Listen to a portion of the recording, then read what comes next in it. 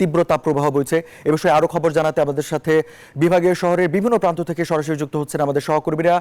রাজধানী থেকে যুক্ত হচ্ছেন সহকর্মী সজল দাস, চট্টগ্রাম থেকে যুক্ত হচ্ছেন সহকর্মী নয়ন বড়ুয়া জয়, রাজশাহী থেকে মতিউর মুর্তজা, রংপুর থেকে রেজাউল করিম মানিক এবং বরিশাল থেকে সাইফুর রহমান মিরন আমাদের সাথে যুক্ত হয়েছেন। শুরুতে চলে যাব সজল দাসের কাছে এবং সজল কাছ থেকে জেনে নিতে চাইব সজল, চলমান যে আজকের তাপমাত্রা আপনি দেখতে পাচ্ছি যে আবহাওয়া অফিসে রয়েছেন, আজকে কোনো সুখবর কি দিচ্ছে আবহাওয়া অফিস?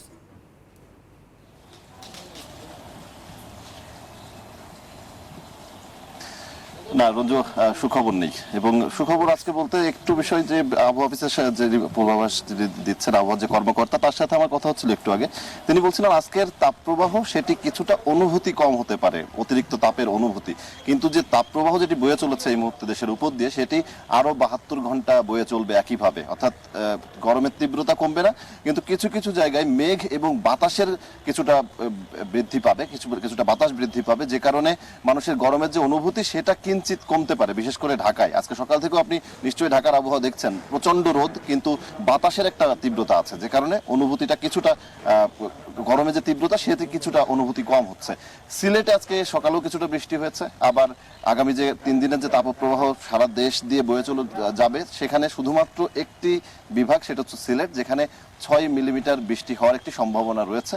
তবে বাকি যে জায়গাগুলো, বাকি যতগুলো বিভাগ রয়েছে, কোনো জায়গায় বৃষ্টির কোনো সম্ভাবনা নেই, বরং সেখানে তাপপ্রবাহের যে তাপের মাত্রা, বিশেষ করে খুলনা বিভাগে চুয়াডাঙ্গায় 42.6 থেকে 43 ডিগ্রি পর্যন্ত উঠে যেতে পারে তাপমাত্রা।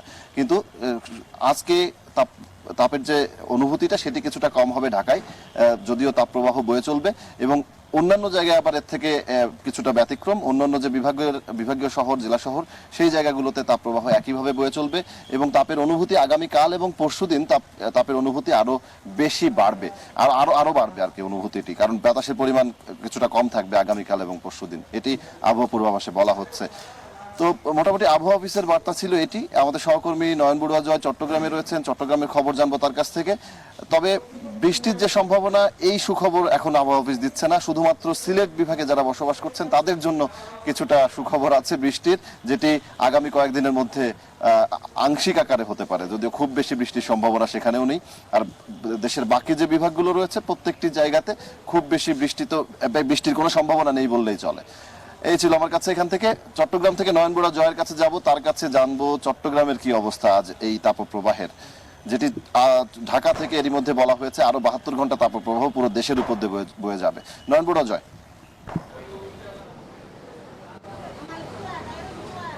বিকাশে কম খরচে ক্যাশ আউটের লিমিট বেড়ে 50,000, প্রিয় এজেন্টও 2টা।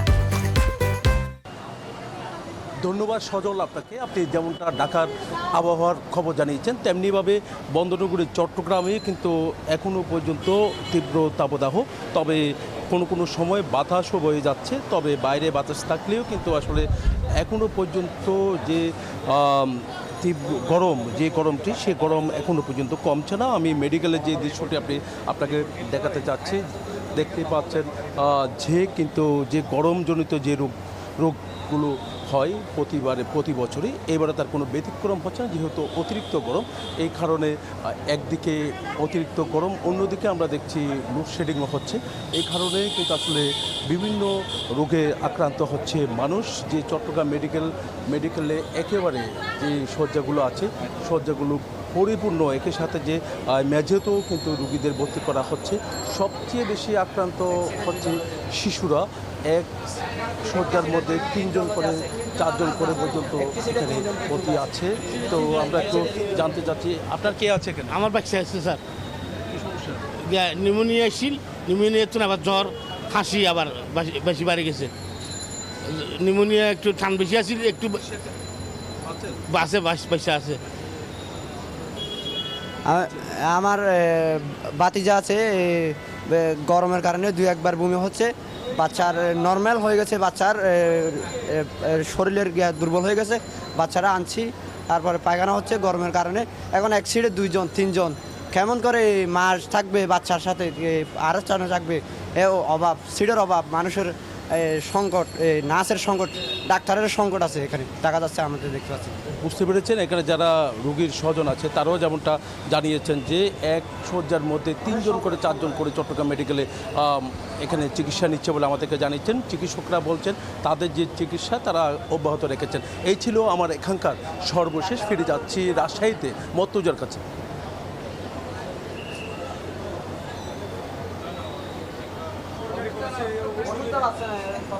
আপনি যেমনটি বলছিলেন, সারা দেশের মতো রাজশাহীতেও তীব্র তাপপ্রবাহ চলছে। রাজশাহীতে গত 24 ঘন্টায় সর্বোচ্চ তাপমাত্রা ছিল 41.6 ডিগ্রি সেলসিয়াস এবং আজকে সকাল 6টায় সর্বোচ্চ তাপমাত্রা ছিল 23 ডিগ্রি সেলসিয়াস এবং সকাল 9টায় সেই তাপমাত্রা 10 ডিগ্রি বেড়ে 33 ডিগ্রি সেলসিয়াসে পরিণত হয় এবং বাতাসে আর্দ্রতা ছিল 41%। রাজশাহীতে বেলা বাড়ার সাথে সাথে পাল্লা দিয়ে বাড়ছে তাপমাত্রা এবং কমছে বাতাসের আর্দ্রতা। আবহাওয়া অফিস জানিয়েছে আগামী মাসের প্রথম সপ্তাহ পর্যন্ত এই তাপপ্রবাহ অব্যাহত থাকবে এবং বৃষ্টির কোনো সম্ভাবনা নেই। তাপপ্রবাহের ফলে রাস্তাঘাটের লোকজনের সংখ্যা খুব কম দেখা যাচ্ছে। প্রয়োজন ছাড়া খুব একটা বের হচ্ছেন না সাধারণ মানুষরা। বাইরে বের হওয়ার সময় অনেকে ছাতা নিয়ে বের হচ্ছেন এবং সবচেয়ে ভোগান্তিতে পড়েছেন রিক্সা চালক, দিনমজুর এবং পথচারীরা। স্বাস্থ্য বিশেষজ্ঞরা বলছেন যে শিশু এবং যারা বয়স্ক রয়েছে তারা যেন বাড়ি থেকে বের না হয় এবং এছাড়া যারা কাজের জন্য বাইরে বের হতে বাধ্য হচ্ছেন তারা যেন সাথে সবসময় পানি রাখেন এবং কিছুক্ষণ পর পর পানি পান করেন, তাহলে যে তাপপ্রবাহজনিত রোগ বা হিটস্ট্রোক রয়েছে সেটা থেকে তারা রক্ষা পাবে। এবং রাজশাহী মেডিকেল কলেজ হাসপাতালে গ্রীষ্মকালীন যে রোগ বালাই রয়েছে সেই রোগীর সংখ্যা বৃদ্ধি পেয়েছে। ডায়রিয়া, হিটস্ট্রোকজনিত রোগীর সংখ্যা কমে বৃদ্ধি পাচ্ছে। রাজশাহী বিভাগীয় স্বাস্থ্য পরিচালক জানিয়েছেন যে তারা প্রস্তুত আছেন, যে রোগী ভর্তি হচ্ছে এবং যে স্যালাইনের যে সংকট দেখা দিয়েছে সেটা মোকাবেলায় তারা প্রস্তুত রয়েছেন এবং সেই মোতাবেক স্বাস্থ্য বিভাগ প্রস্তুতিও নিয়ে রেখেছেন। এই ছিল রাজশাহী থেকে সর্বশেষ। রংপুর থেকে আরো খবর জানাচ্ছেন সহকর্মী মানিক। আমরা যাচ্ছি মানিকের কাছে।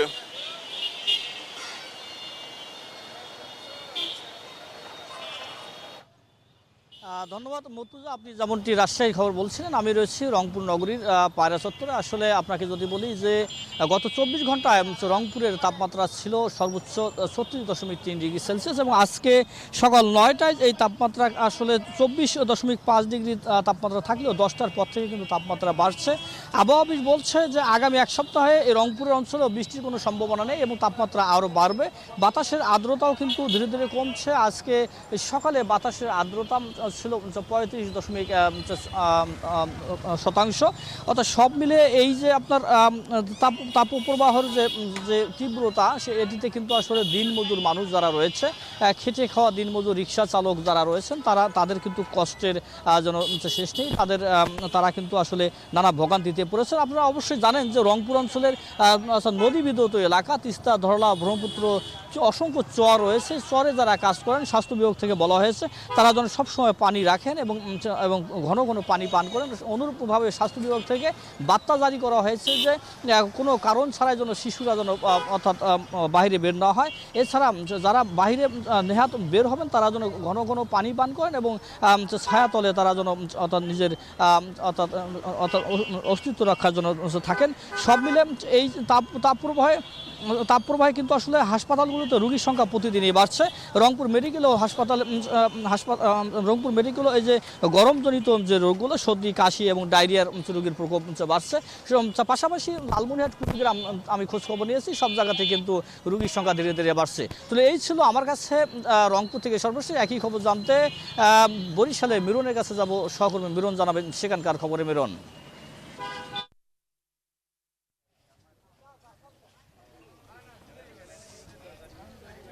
মানিক, রংপুর আর বরিশালের মধ্যে কোনো পার্থক্য নেই।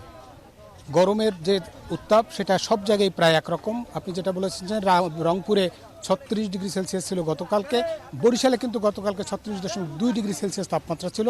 আজকে সকালে বাতাস থাকলেও কিন্তু আস্তে আস্তে তাপমাত্রা বাড়ছে এবং এই তাপমাত্রা বেড়ে যাওয়ার কারণে উত্তাপে মূলত শ্রমজীবী মানুষদের সবচেয়ে বেশি কষ্ট হচ্ছে।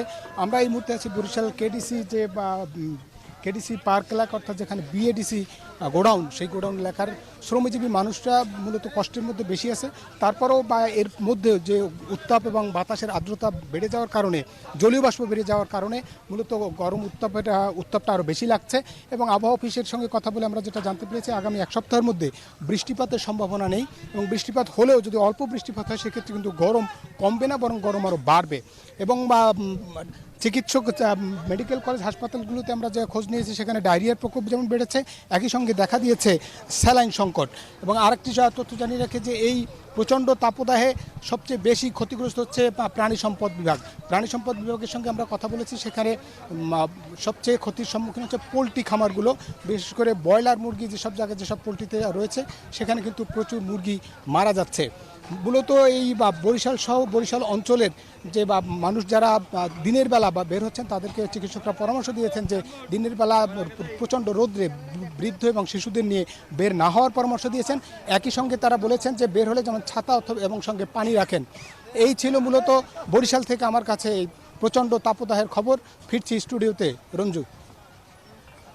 মিরন, আপনাকে ধন্যবাদ। দর্শক, বিভাগীয় বিভিন্ন শহর থেকে আমাদের সহকর্মীরা জানাচ্ছিলেন সেখানে আজকে তাপমাত্রার কি প্রভাব এবং সেখানে তাপমাত্রা কত, এ বিষয়ে আমরা জানাচ্ছিলাম।